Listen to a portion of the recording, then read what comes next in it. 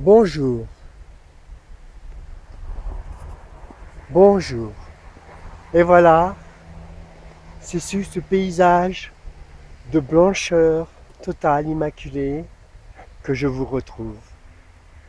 Cette blancheur, cette neige qui fait autour de nous un paysage pacifié, dans lequel on se retrouve serein, parce que nous sommes toujours sur le qui-vive. Et quand l'environnement qui nous entoure est complexe, très varié, très coloré, multiple, nous sommes toujours un peu sur le qui-vive. Et quand la neige advient, quand elle tombe, et qu'elle permet de discerner beaucoup mieux notre environnement, nous devenons tout à coup très apaisés, très calmes. Ça nous rappelle, ça nous apaise, ça nous rassure, ça nous fait du bien, on se sent mieux. C'est là aussi notre nature. Ça fait partie des choses que je rapatrie, de la lumière que je rapatrie. Mais bien sûr, je suis Jésus-Christ, et de Jésus-Christ, vous attendez que je vous témoigne d'un amour immense, gigantesque, énorme. Et c'est le cas. Bien sûr, je ne suis pas en train de danser, de faire le mariole, de l'extérioriser de tous les bords, mais je vous aime toutes et tous. Et je ne suis pas le seul. Tous les hommes, la majorité des hommes, aiment les autres hommes. Toutes et tous sont ouverts, tolérants, charitables, généreux.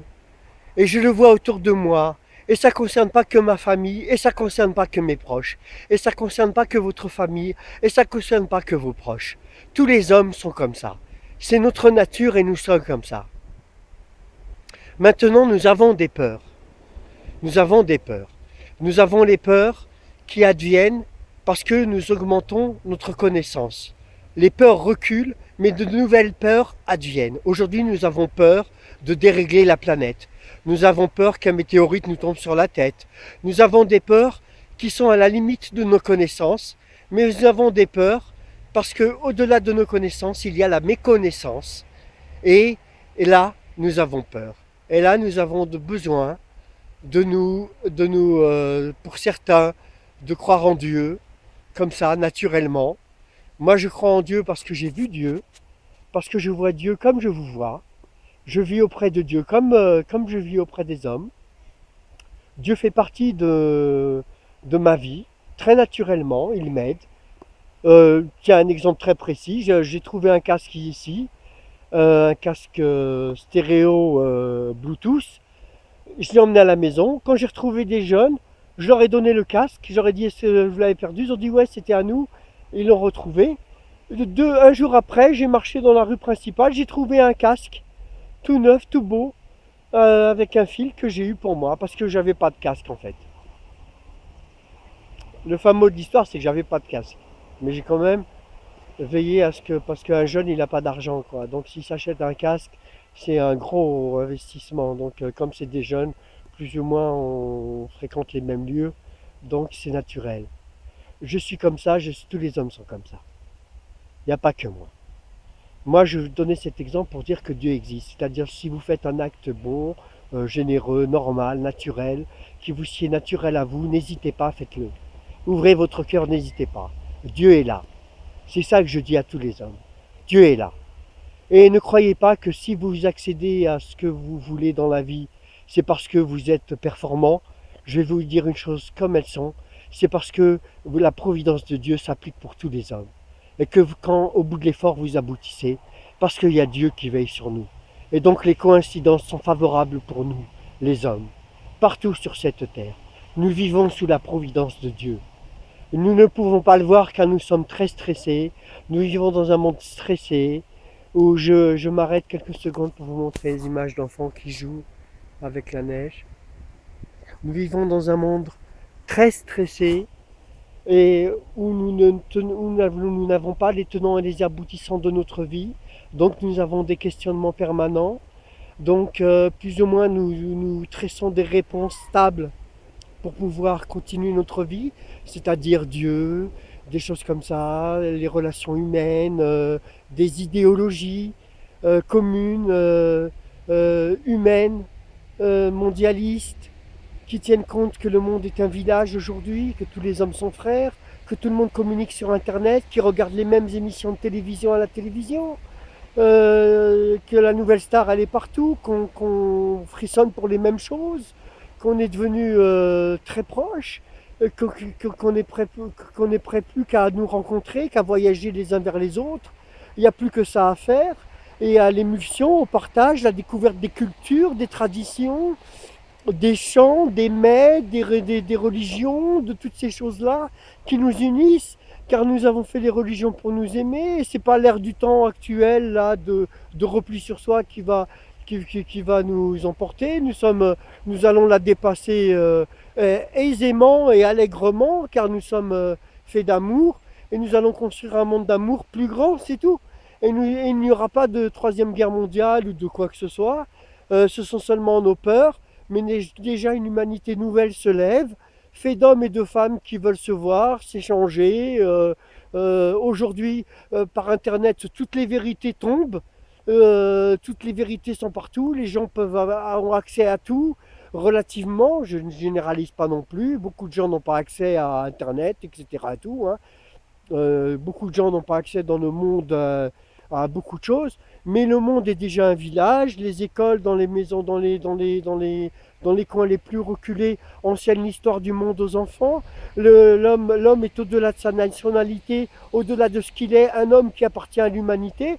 Il y en a même qui croient aux extraterrestres et qui voient l'humanité plus loin que l'humanité, qui conçoivent l'univers, un univers où d'autres vies existent, etc. Et tout.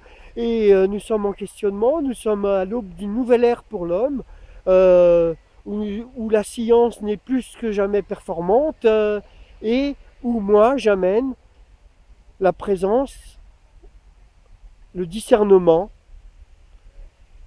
la lumière sur ce que nous sommes, sur ce qu'est Dieu, ce qu'a toujours été Dieu. Dieu a toujours existé, Dieu est un Dieu d'amour infini, il est fait d'un amour infini.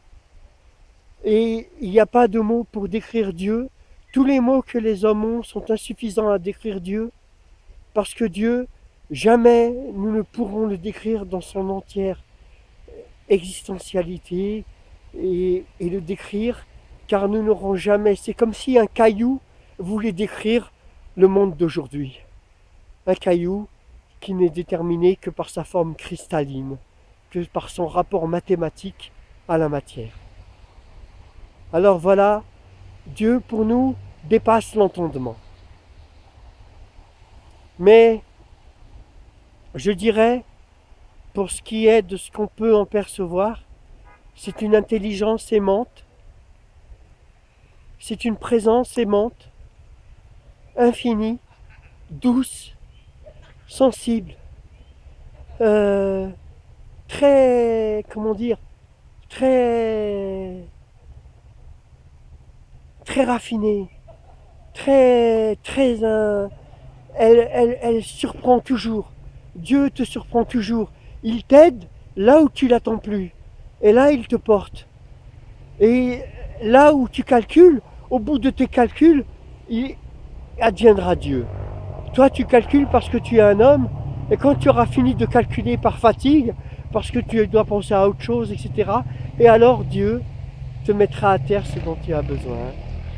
Ou te mettra le rendez-vous que tu as besoin, la personne que tu aimes et que tu veux voir, toutes ces choses-là, tout ce qui est le monde d'amour, que nous ne décrivons pas beaucoup, c'est vrai aujourd'hui, à travers les médias, à travers tout ça, parce qu'il y a beaucoup de peur, il y a beaucoup de traumatisme, il y a la terreur sur le monde.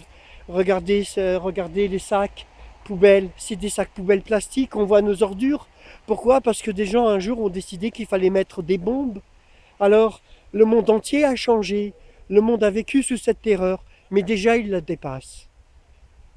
Déjà, nous passons à un autre monde. Et moi je dis qu'il faut arrêter les guerres. Il est temps que tout s'arrête. Il ne faut pas tuer. C'est pas bien de tuer.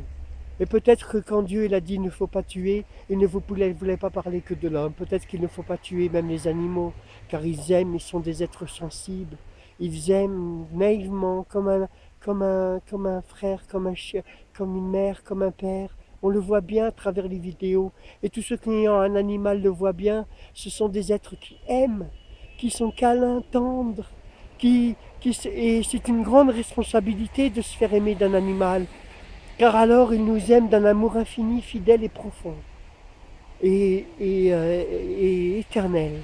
Car ils sont faits d'amour. Je dis l'univers est fait d'amour. Dieu a dit tout est amour. Nous le voyons aujourd'hui que tout est amour. C'est pour ça que je dis Dieu fait partie de ce présent.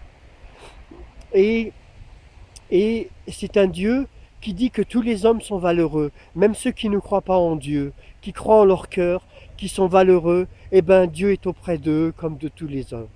Dieu n'est pas méchant, Dieu n'est pas coléreux, Dieu n'est pas guerrier, Dieu est un Dieu d'amour infini, infini. Voilà, je m'arrête là pour aujourd'hui. Je vous laisse en paix avec ces images de neige.